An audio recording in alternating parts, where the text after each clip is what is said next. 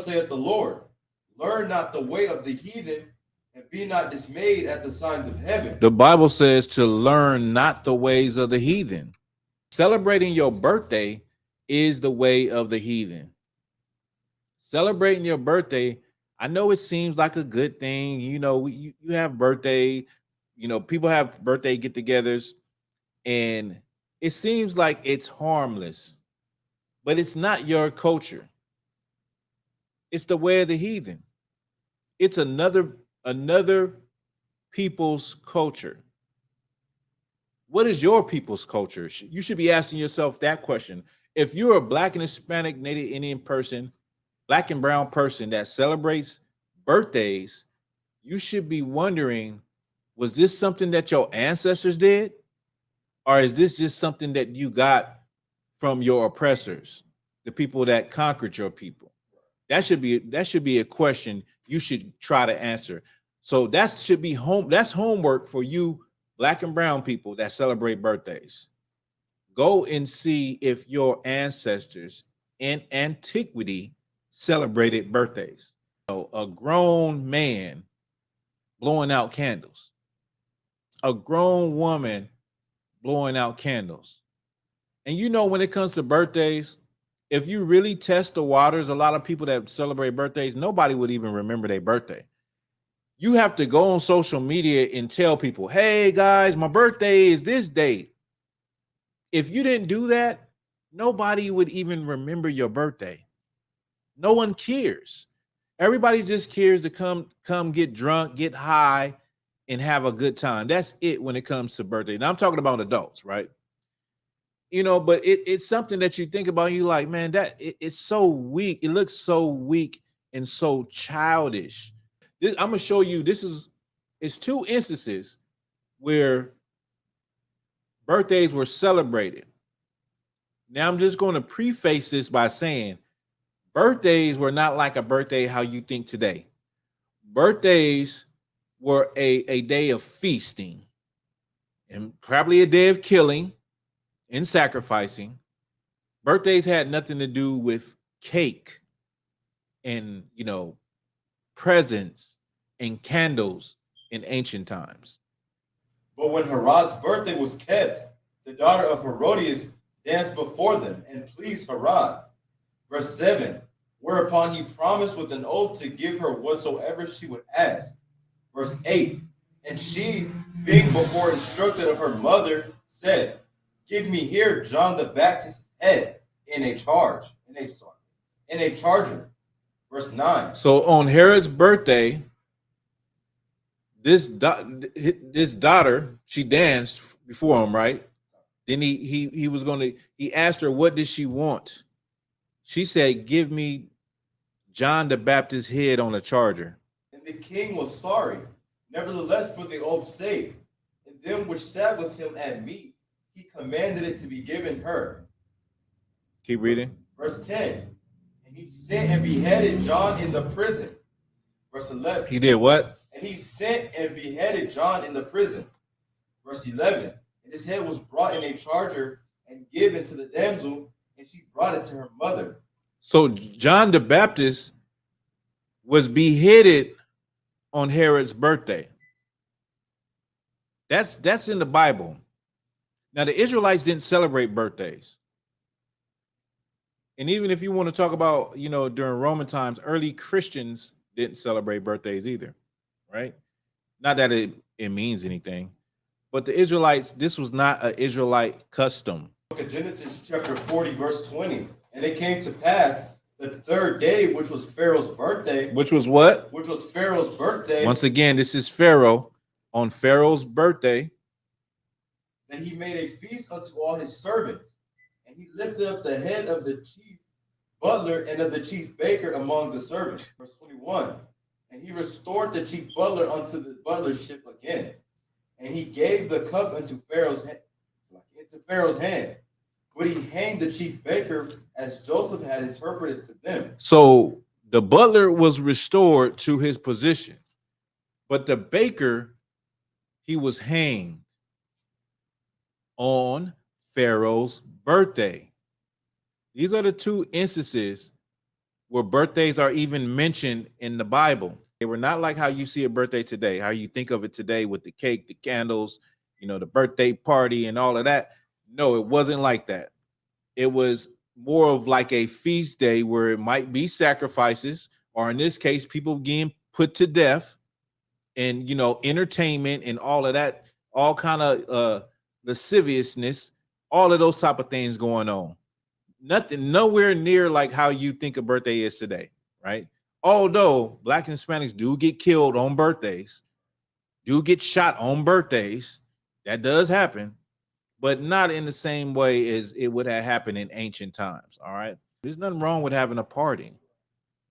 Now, when you talk about a birthday party, then now it's unlawful because of what it comes from. There is an affinity of such commemoration among the wicked as recorded in the Satanic Bible, Anton LaVey, Air Book of Lucifer, The Enlightenment Avon Books, 1969, Chapter 11, Religious Holidays, regarding birthdays. The highest of all holidays. Now I want you, Salakia, now I want you to listen very carefully. This is Anton LaVey. He is the founder of the Satanic Church of America. All right, go ahead. The highest of all holidays in the Satanic religion is the date of one's own birthday. The highest of all holidays in the Satanic religion is the date of one's own birth. Go ahead. This is in direct contradiction to the holy of holy days of other religions, which defy a particular God who has been created in an anthropomorphic form of their own image, thereby showing that the ego is not really buried. The Satanists feel, why not really be honest? And if you were going to create a God in your image, why not create that God as yourself? Every man is a God if he chooses to recognize himself as one. This is a high holy day in the Satanic Church for the fact that you are, on your birthday, you are worshiping yourself. You're putting yourself above God. You're putting yourself above everyone else. You are worshiping yourself. It's called self-worship. That's how we celebrate birthdays. If you really look at us, that's how we celebrate birthdays. Like birthdays in the Black community is like, it's all about me. It's, I'm having a birthday bash. My birthday, I'm having a birthday, at the club. Come out. And these birthdays always end bad, right? But it is a form of self-worship. It's also like, if you think about social media has actually helped that, because social media has made people worship themselves even more by taking selfies and pictures after pictures after pictures. Well, birthday is the same.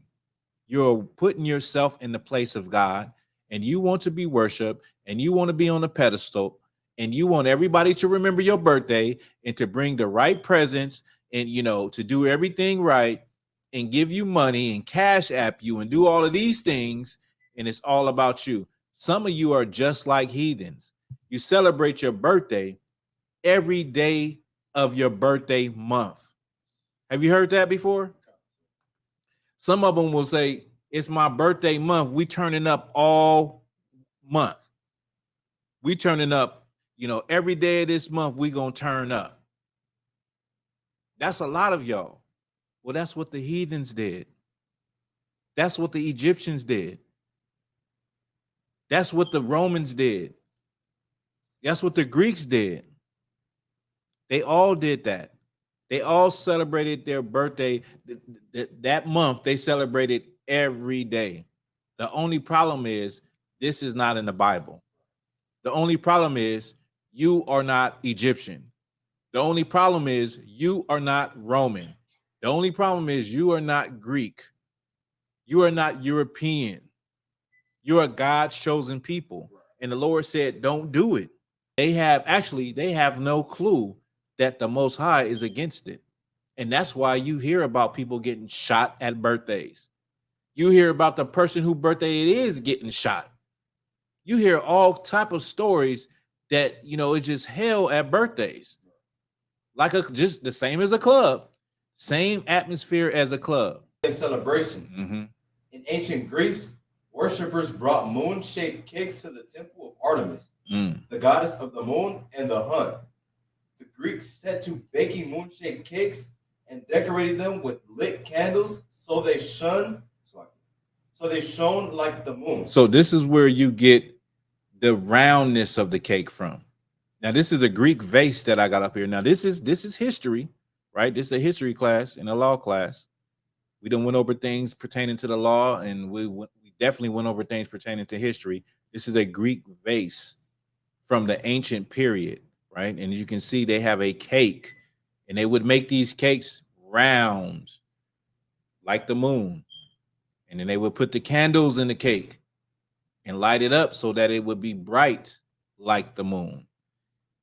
In reverence or in worship or offering to their god, their goddess, Artemis, the moon god or the god of the hunt. The Romans baked the first birthday cake. They made cake of flour, nuts, yeast, and honey to celebrate weddings and the occasional 50th birthday. Only if the boy was a famous citizen, and women's birthday weren't celebrated anywhere until the 12th century. So the Romans, they baked the first birthday cakes, right? They made the cakes, they hooked them up and they made them for weddings in a, occasional 50th birthdays, like when you turn 50. So you would have to have a lot of money to have a birthday cake. You would have to be somebody famous in ancient Rome in order to have a birthday cake. I'm just showing you this was not even something that everybody did. Kids' birthday parties became a thing in Germany. The Germans probably first celebrated birthdays in a manner similar to how we do today. In the 18th century, Kinderfest was a party held for children. Held for children. In the morning, a cake was topped with lit candles. The child did not blow them out, though. Instead, they were left to burn all day until after dinner when the cake was eaten. So in Germany, then they came with the cake, the actual birthday parties, the party with the cake, but the cake had candles that were in it all day, and then the cake was eaten at night. But this is I'm going to recap.